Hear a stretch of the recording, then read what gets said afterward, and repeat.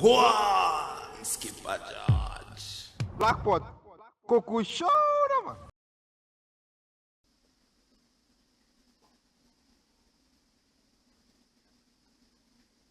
Botswana on anti-corruption path. This is the last story, right?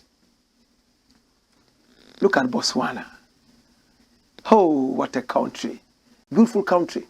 The country looks like the flag of a country in the Caribbean that I love so much. The Bahamas. The two flags look alike. They have the same colors. Beautiful and nice. But this is Botswana, not Bahamas. Botswana is a country in the southern part of Africa. And the CPI that came out, the report that shows your corruption level and standard, to make us all understand, came out. And Botswana is the cleanest in the whole of Africa. Can you see that? Can you see that? The score. And when you look at it, you see Denmark 90, very, very high. It comes down all the way. It's running down. And towards the end, on your right, is Botswana with a score of 60. Followed by Cabo Verde. Botswana, in fact, is able to deal with corruption in that country. That's all that the story is talking about.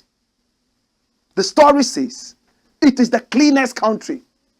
Give me the headline. Watch it.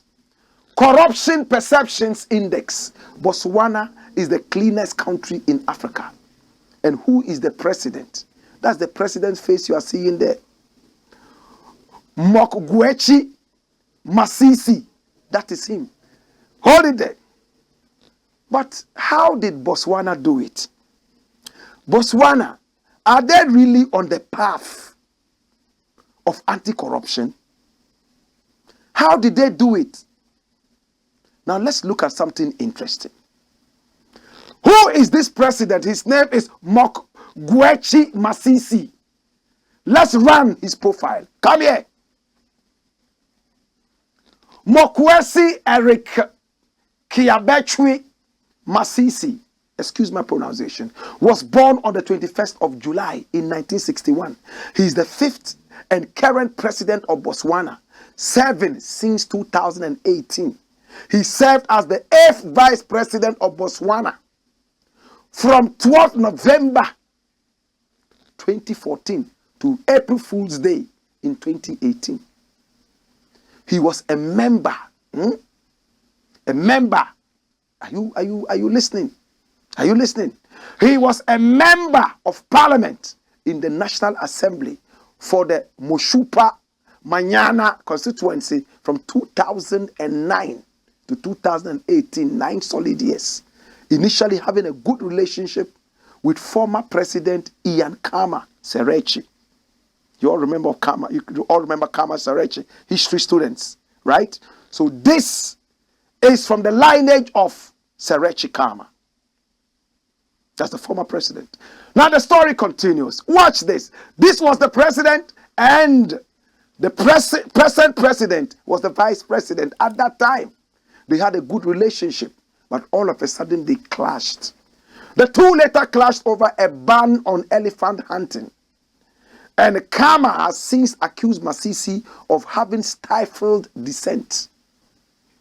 Coming to power in the 2019 elections, the opposition claimed the irregularities and electoral fraud.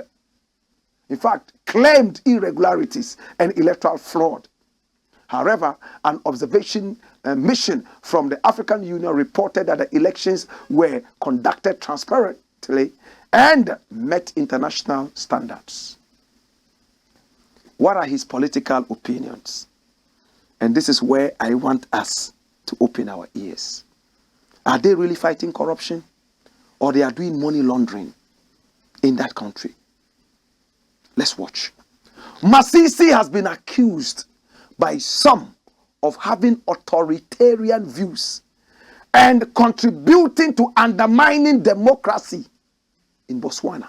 Former President Ian Khama, who has fallen out with Masisi since his election, alleged that Masisi stifled dissent in an interview with the Financial Times, and added that Botswana's reputation was being undermined locally and internationally, and that democracy was in decline.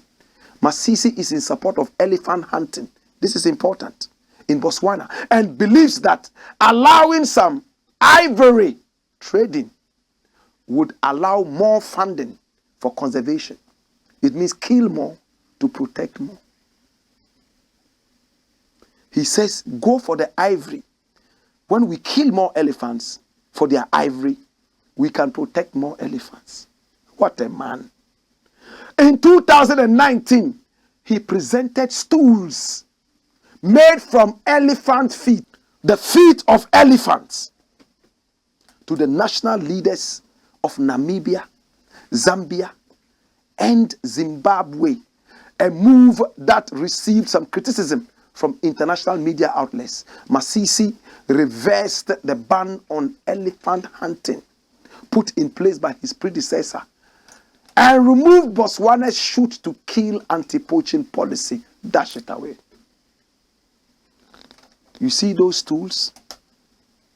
That's him presenting the leg of the elephant as a stool. That's it. Why? They used this, the leg of the elephant, as a stool. He gave them to 3 presidents: Zimbabwe, Zambia, and Namibia. He allowed the people to hunt elephants. In fact, Botswana is that country that has more elephants than any other country in the world. It has 130,000 elephants on the average. And when Britain came out and said, hey, the way you are asking for people to poach elephants, kill them, we are going to sanction you. He said, we don't care. We are a sovereign country. I'm even preparing to send you 200 elephants in England so that they'll be roaming the streets of England. You are jealous that we have elephants. It's our elephants. We want to kill them. What is your problem?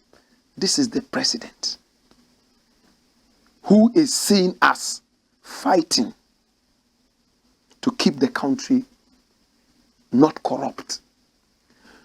Botswana has a lot of diamonds. One of the best diamonds in the world. In fact, a lot. Botswana. He's pushed the diamond trade. The country is being destroyed because of the diamond. At the same time, animals are being hacked down. And right now, his own ministers are threatening to resign because the country has gone haywire. So how did they compute the CPI? Is he truly authoritarian? Number 2, is it that he's allowing the people to be lawless, as in exposing them to doing the wrong things and making the money, like the poaching, like the mining, so that the people would not need to be corrupt? What really is it? Is Botswana really on the anti-corruption path? We are going to visit deep and get deeper into it. My producer tells me time is up. But I promise you we'll get deeper into this story. Yes, corruption is very terrible. But how do you fight it? Is this cosmetism? Tokenism? When we return tomorrow, we shall talk more. Skipper George. Blakk Coco Show.